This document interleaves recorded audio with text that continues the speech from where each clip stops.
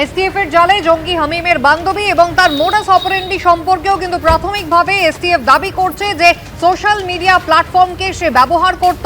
পাকিস্তানের আইএসআই এর কাছ থেকে তার কাছে খবরাখবর আসতো এবং মূলত হানি ট্র্যাপ অর্থাৎ মধুচক্র সে চালাতো এবং অপহরণ করে সে তার এই অ্যাসাইনমেন্ট পূরণ করতো। অ্যাসাইনমেন্ট কিন্তু তাকে দেওয়া হয়েছিল এ রাজ্যের জন্য, এমনটাই প্রাথমিকভাবে এসটিএফ দাবি করছে। বর্ধমান থানায় গতকাল হামিম মণ্ডলকে দুপুর ৩টা থেকে রাত ৮টা পর্যন্ত জিজ্ঞাসাবাদ করেন তদন্তকারীরা।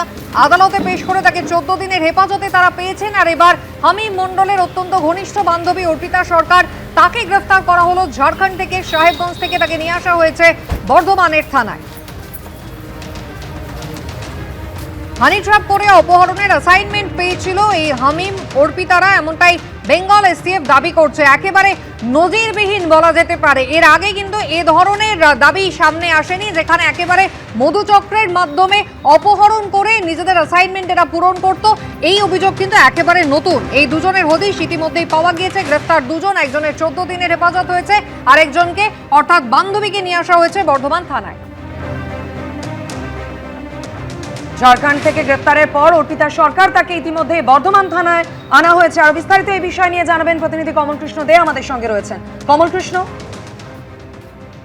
দেখো তুমি জানো যে গতকালই জঙ্গি সন্দেহে হামিমকে গ্রেফতার করে এবং হামিমকে গ্রেফতার করার পরই এসটিএফ আছে কিন্তু তারই বান্ধবী অর্পিতা সরকারকে গ্রেফতার করেছে। তাকে ঝাড়খণ্ড থেকে গ্রেফতার করে নিয়ে আসা হয়েছে এবং আজকেই তাকে বর্ধমান আদালতে পেশ করা হবে।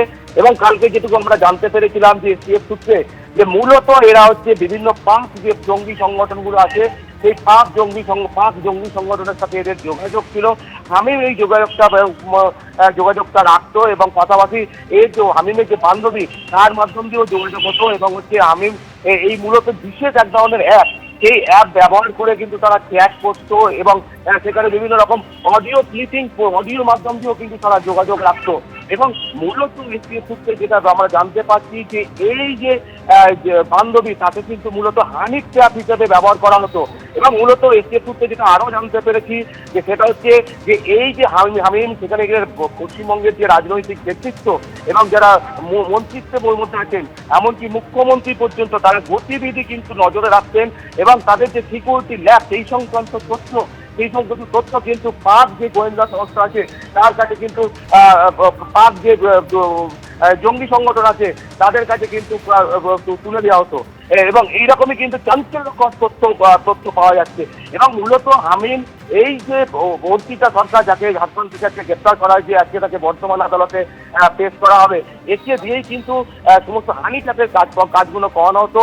এবং সেখানে যেটুকু আরো সূত্র মারফত জানতে পারা যাচ্ছে যে বিভিন্ন ধরনের যে নেতা মন্ত্রী এবং তাদের যে আত্মীয় স্বজন এবং বন্ধু বান্ধব তাদের সাথে যোগাযোগ করে তাদের যে গতিবিধি সেই গতিবিধি পর্যন্ত তাদের জানা হতো এবং নজরদারির মধ্যে রাখা হতো। এবং বিশেষ অ্যাপের মাধ্যম দিয়ে তাদের কিন্তু সেই সমস্ত কিছু পাঠিয়ে দেওয়া হতো।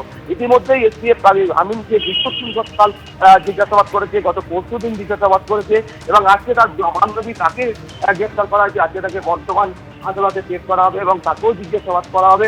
এবং যেটা আজকে পুলিশই হেফাজতের আবেদন জানাবে এসটিএফ তার বান্ধবীকে এবং তারপরে যেটা মনে করা হচ্ছে যে মুখোমুখি বসিয়ে তাদেরকে জিজ্ঞাসাবাদ করা হবে।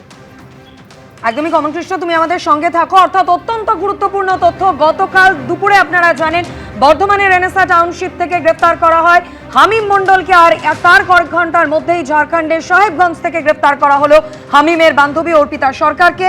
অডিও ক্লিপিংস বিশেষ অ্যাপ ব্যবহার করে এই অর্পিতা হামিমরা পাক জঙ্গি গোষ্ঠীগুলির দেওয়া অ্যাসাইনমেন্ট কমপ্লিট করত।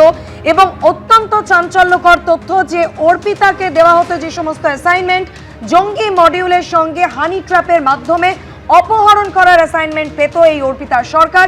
ইতিমধ্যেই তাকে গ্রেফতার করে বর্ধমান থানায় আনা হয়েছে এবং আজই তাকে আদালতে পেশ করা হবে।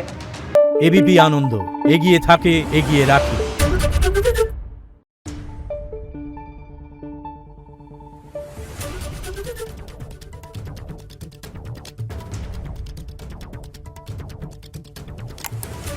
Thank you.